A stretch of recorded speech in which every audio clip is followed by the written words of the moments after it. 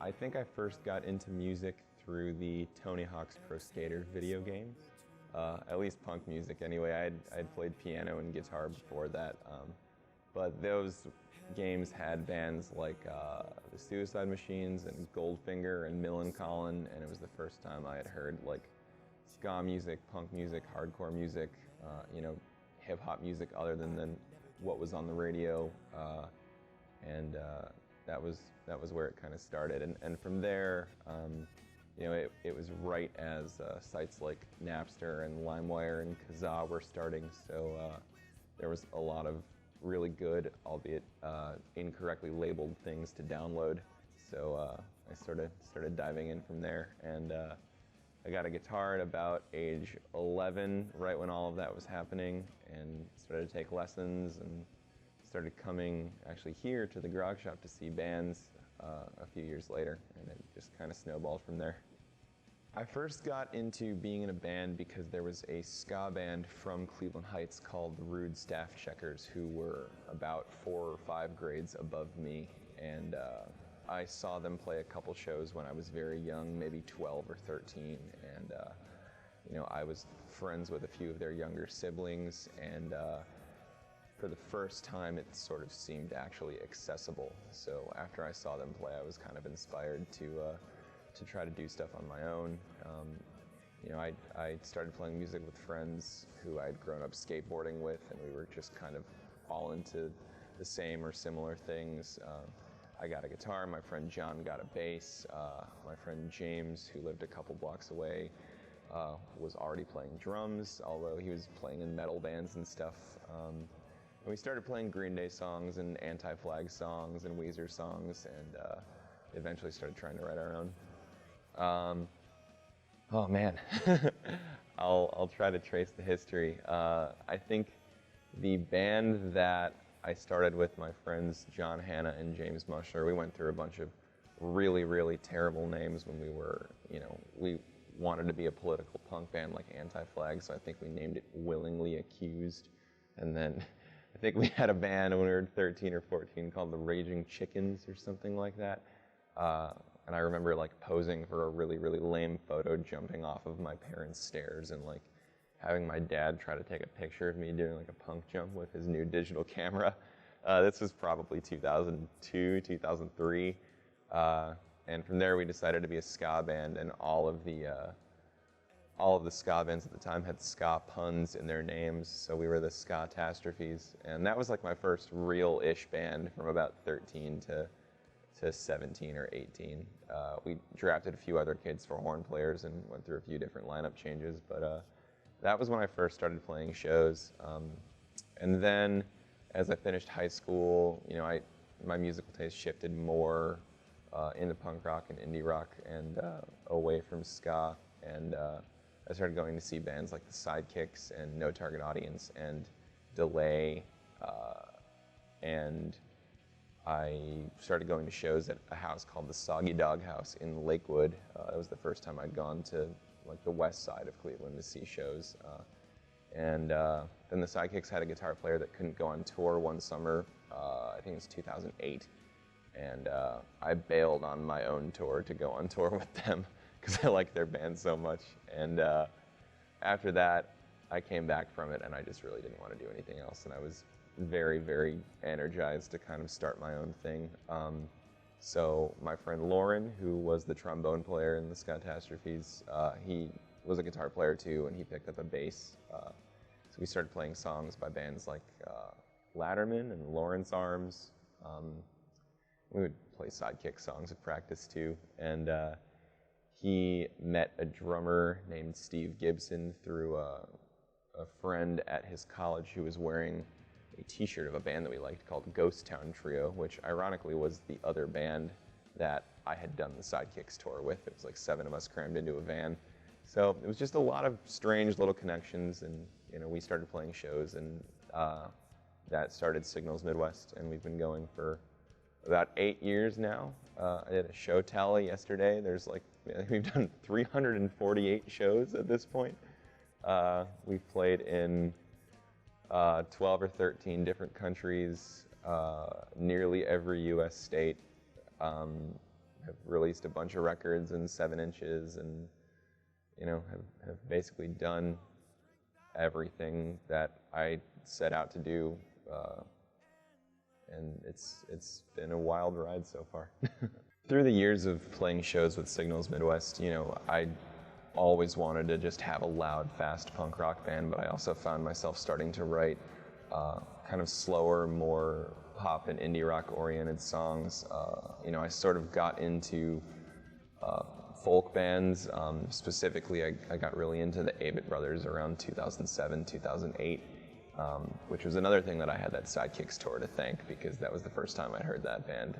And the Weaker Thens also were a really big one for me. So I had a bunch of songs floating around that didn't really fit for Signals Midwest, and I started playing them just solo, acoustic style. I eventually drafted Steve from Signals and my brother and a few other people to round out the lineup, and that became Meridian, and we've been playing pretty consistently for the past 4 or 5 years as well.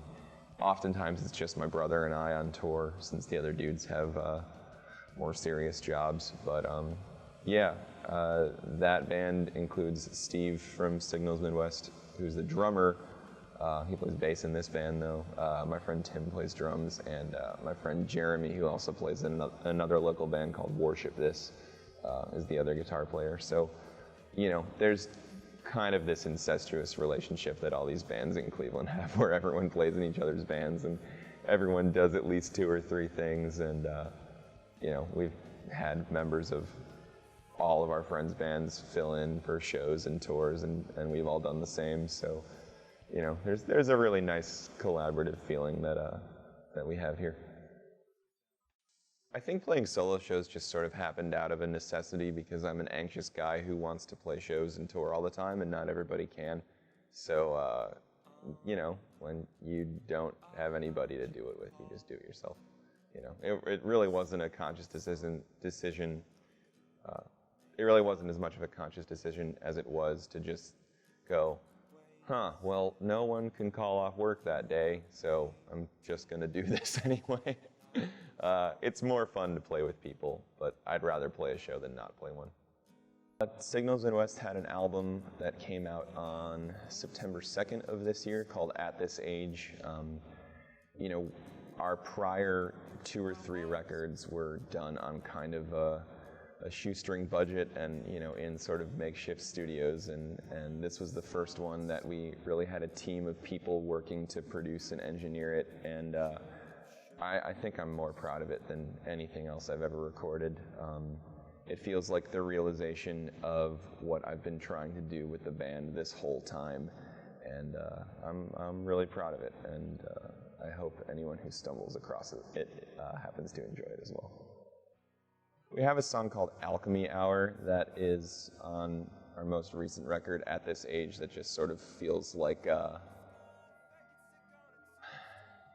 thing we were trying to do the whole time. And, there are a lot of different dynamic shifts and, rhythmic changes going on there that I think move the song along in a really cool way.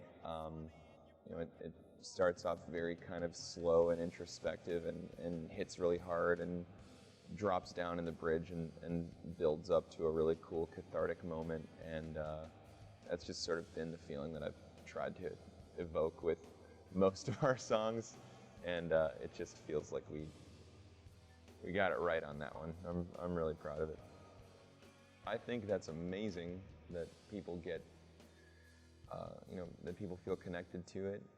We get letters and emails, and people say really, really sweet things at shows, like, hey, this music that you guys wrote helped me through a really dark time in my life, and I was able to mine some positivity out of this harrowing situation or something like that. And really, I hope that it just inspires people to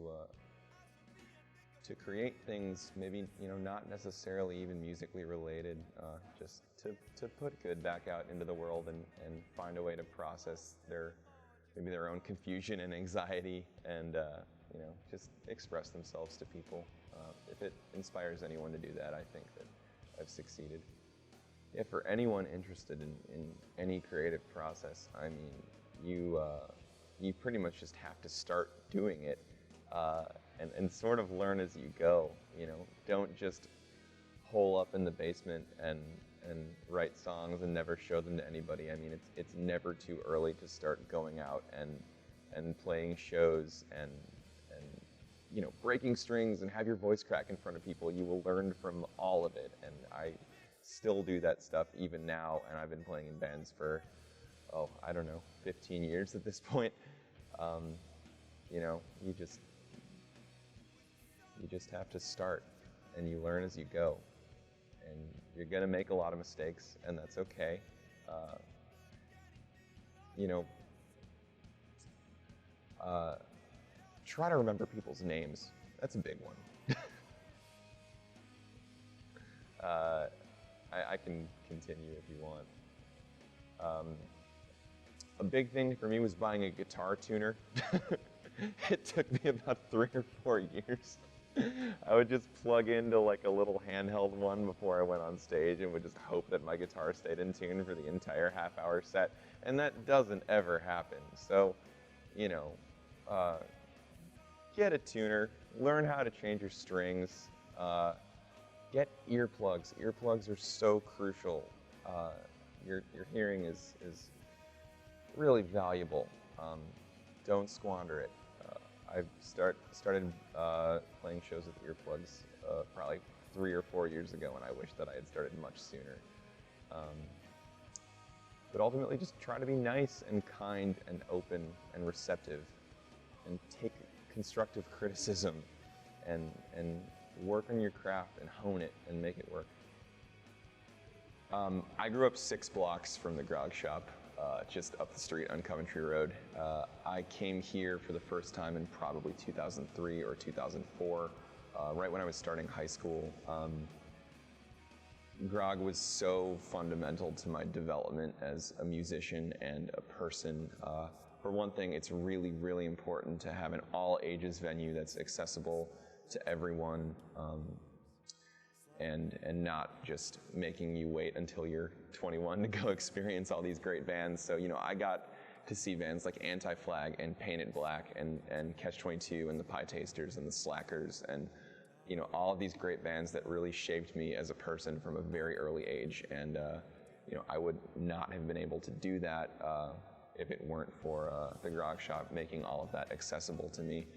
They were the first venue to book me and my band on a show, that like the first real venue to do that. And you know, they've always done a great job of paying attention to the local Cleveland scene and giving younger and newer bands a chance to go play, and, you know, play with monitors, play with lights, play on an actual stage, open for touring bands. They've been really sweet and supportive, and I hope that they're here forever. My name is Maxwell Stern. I play guitar and sing in the bands Signals Midwest and Meridian, and sometimes by myself and occasionally with a lot of other friends. Thanks for checking it out.